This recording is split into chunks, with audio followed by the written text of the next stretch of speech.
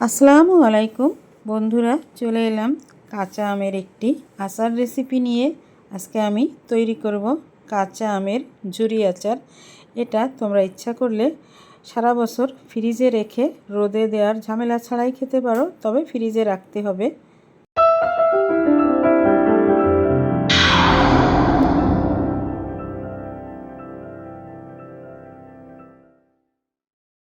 বন্ধুরা, এখানে আমি আমগুলোকে ভালো করে ধুয়ে তারপরে পানিটা শুকিয়ে নিছি। আর এখন হচ্ছে এই আমগুলোকে গ্রেটারের সাহায্যে কুচি করে নেব। তো চলো আমগুলোকে কুচি করে নেই।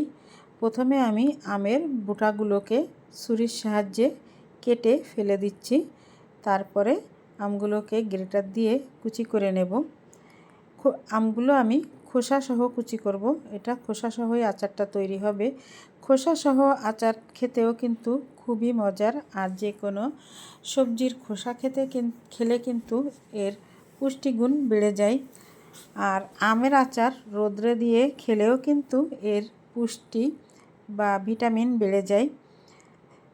রোদ্রে থাকে ভিটামিন ডি, সেটা এই আমের সঙ্গে চলে আসে। তো দেখো বন্ধুরা, আমার কিন্তু আমগুলি কুচি করে নিয়ে চলে এলাম। কুচি করা হয়ে গেল। এখন এখানে আমি দিয়ে দিচ্ছি হলুদ লবণ।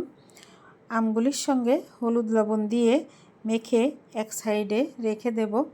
এর থেকে কিন্তু অনেকটা পানি বেরিয়ে আসবে, ওই পানিটা আমি ঝরিয়ে নেব। আর এদিকে দেখো আমি পাঁচফোড়ন, শুকনো মরিচ, রসুন আর সরিষা নিলাম। এটাই হচ্ছে আমের মশলা। এখন আমি এই মশলাগুলোকে টেলে নেব।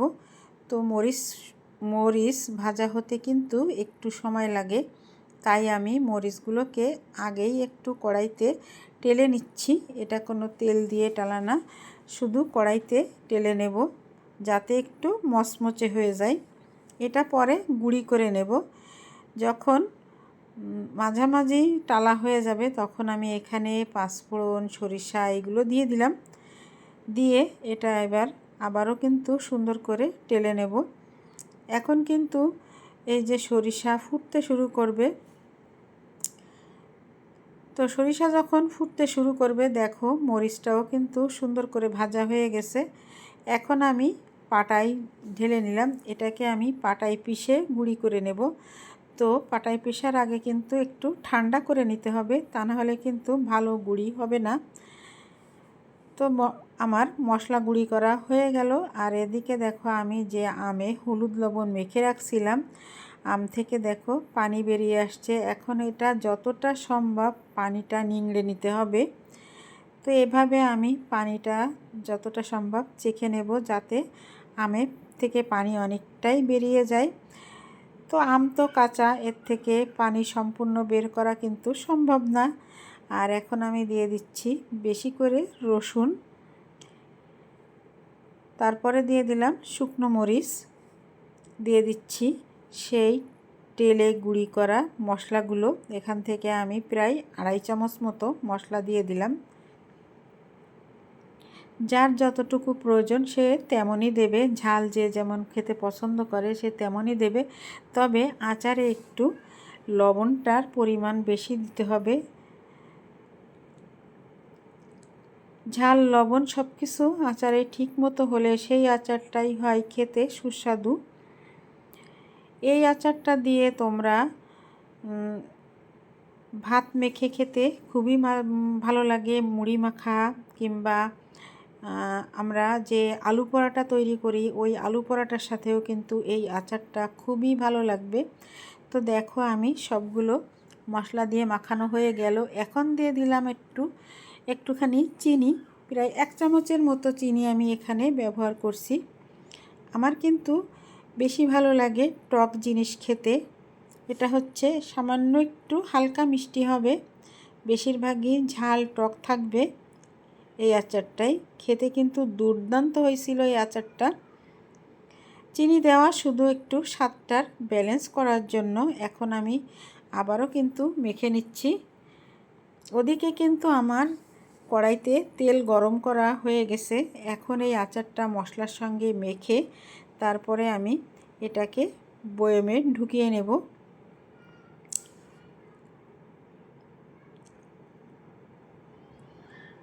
বন্ধুরা দেখো, এখানে আমি 2টা বয়ম নিলাম, কাচের বয়ম। অবশ্যই কাচের জারে এই আচারগুলো রাখতে হবে। কাচের জারে আচার না রাখলে সেই আচার কখনোই ভালো থাকে না।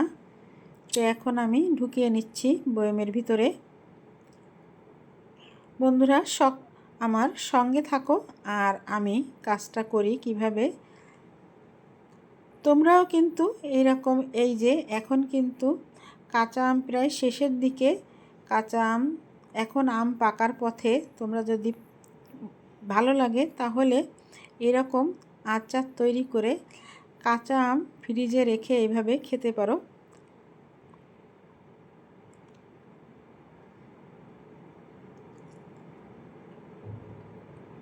আমি এখন একটু আচারটাকে চেপে চেপে ভেতরে ঢুকিয়ে দিলাম, আর আমি আরও একটা কাচের জার নিয়ে আসলাম। তো এখন কিন্তু অল্প সামান্য একটু এটা আমি এখানে রেখে দিলাম।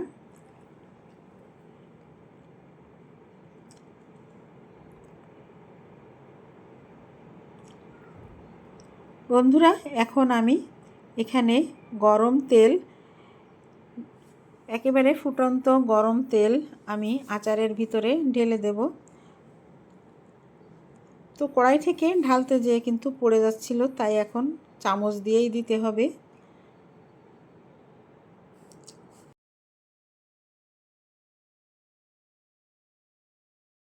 বন্ধুরা তারপরে আমি একটা কাপ নিয়ে আসলাম গরম তেল।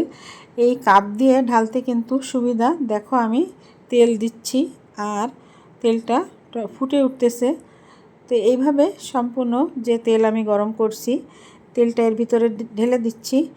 আর এই আচারে কিন্তু তেলটা বেশি করেই দিতে হবে, সবসময় তেলের ভিতরে ডুবে থাকবে, এইভাবেই তেল দিতে হবে।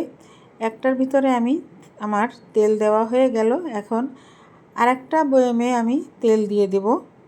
বন্ধুরা কেমন লাগলো আজকের আমার এই খোসাসহ কাঁচা আমের ঝুরি আচার অবশ্যই কমেন্টের মাধ্যমে জানাবে। তো এই আচারটা তোমরা বানিয়ে দেখতে পারো, খেতে কিন্তু দুর্দান্ত হবে। যে কোনো মাংসের সঙ্গেও এই আচারটা কিন্তু খুবই ভালো লাগে খেতে। আমি খেয়েই তোমাদেরকে বলতেছি, তোমরা পারলে এই আচারটা তৈরি করে রেখে দিও। বন্ধুরা আজকের আমার এই আচার রেসিপিটা এ পর্যন্তই। চলে আসবো আবারও নতুন কোনো ব্লগ ভিডিও বা রেসিপির সঙ্গে।